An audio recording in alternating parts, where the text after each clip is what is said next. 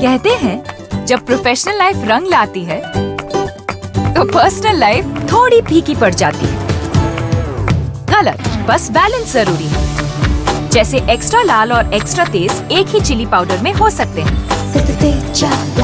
Natural red और तीखेपन का परफेक्ट बैलेंस है सुरुचि तेजा लाल चिली पाउडर।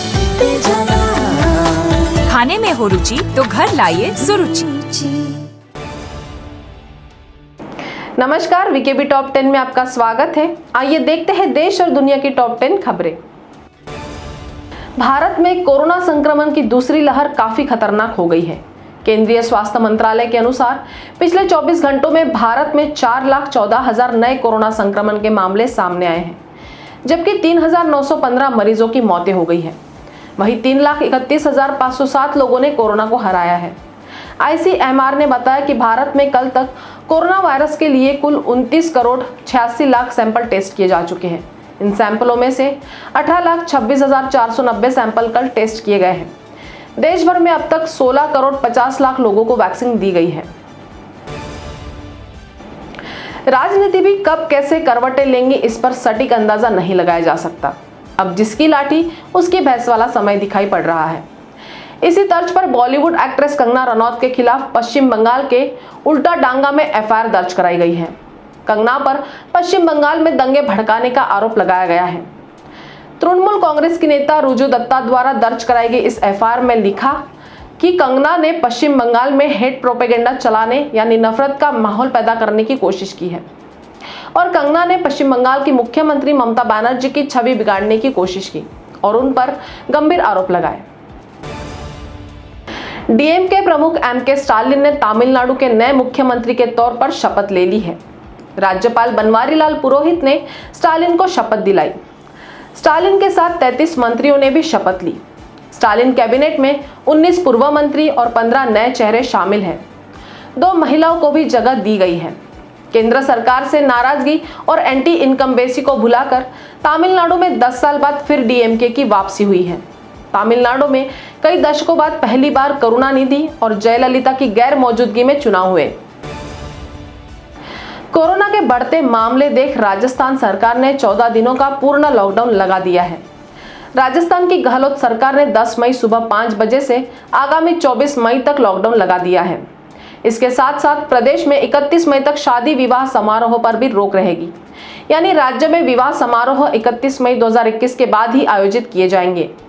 अभी विवाह घर पर ही अथवा कोर्ट मैरिज के रूप में ही करने की अनुमति होगी, जिसमें केवल 11 व्यक्ति ही शामिल हो सकेंगे। झारखंड के मुख्यमंत्री हेमंत सोरेन के एक ट्वीट पर विवाद शुरू हो गया है। हेमंत सोरेन ने गुरुवार की रात एक ट्वीट कर कहा था कि प्रधानमंत्री नरेंद्र मोदी ने उन्हें कॉल किया था, लेकिन उन्होंने साथ में तंज कसते हुए यह भी कहा कि प्रधानमंत्री मोदी ने बस अपने मन की बात की, काम की बात कही ही नहीं और न सुनी। इस पर झारखंड के पूर्व मुख्यमंत्री और नेता प्रतिपक्ष बाबूलाल मरांडी ने हमलावर ट्वीट में लिखा, हेमंत सोरेन एक फेल मुख्यमंत्री है, गवर्नेंस में फेल है, कोविड से लड़ने में फेल है, लोगों की मदद करने में फेल है। अपनी असफलता छिपाने के लिए वो अपने ही ऑफिस की मर्यादा कम कर रहे हैं। जाग जाइए और काम करिए, मिस्टर सोरेन, घड़ी की सुई टिक टिक कर रही है।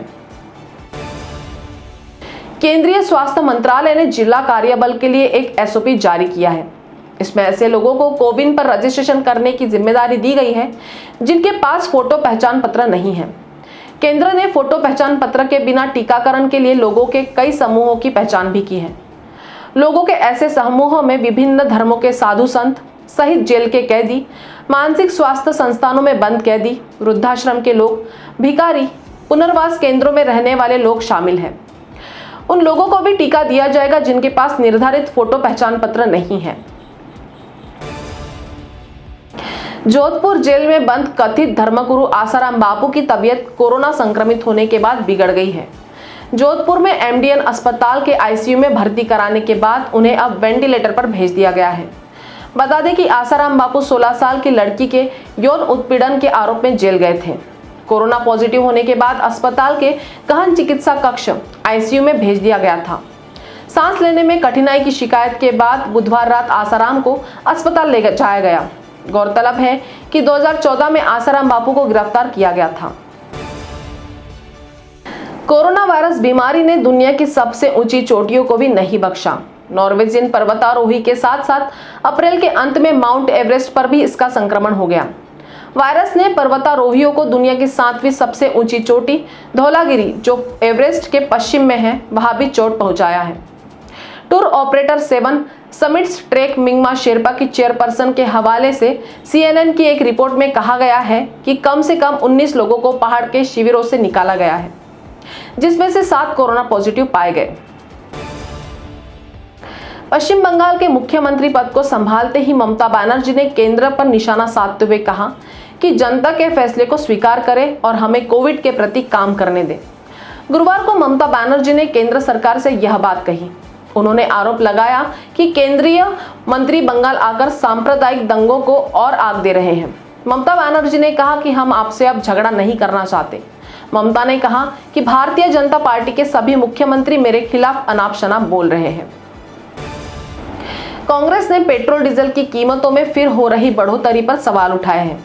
राहुल गांधी ने कीमतों को विधानसभा चुनाव से जोड़ते हुए निशाना साधा है कि चुनाव खत्म, लूट फिर शुरू। दूसरी ओर राहुल ने लॉकडाउन को लेकर सरकार की मंशा पर सवाल उठाए हैं। उन्होंने ट्वीट कर कहा कि पिछले साल का अनियोजित लॉकडाउन जनता पर घातक वार था, इसलिए मैं संपूर्ण लॉकडाउन के खिलाफ हूं। लेकिन प्रधानमंत्री की नाकामी व केंद्र सरकार की जीरो रणनीति देश को पूर्ण लॉकडाउन की ओर धकेल रही है। तो टॉप 10 के खबरों में अभी इतना ही। आपसे फिर मुलाकात होगी, तब तक बने रहिए वीकेबी न्यूज के साथ। नमस्कार।